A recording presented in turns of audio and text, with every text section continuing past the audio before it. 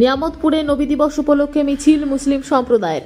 নবী হযরত মুহাম্মদের জন্মদিন উপলক্ষে মুসলিম সম্প্রদায়ের মানুষ আজকের দিনটি ঈদ মিলাদুন নবী হিসেবে পালন করেন।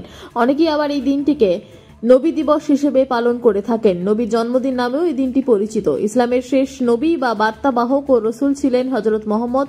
তার প্রতি সম্মান প্রদর্শনে এই দিনটি সারা দেশের সাথে রাজ্যেও পালন করে থাকেন মুসলিম সম্প্রদায়।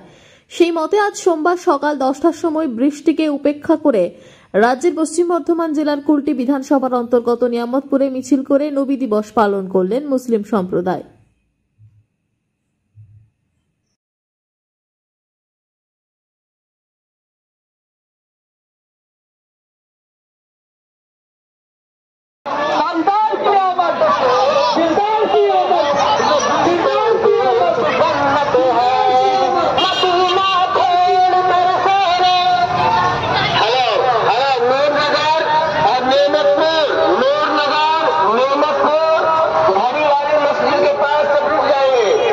हम लोग पैगंबर साहब का हर एक चीज़ हम लोग अपना हुक्म से हम लोग उनका हुक्म से चलते हैं।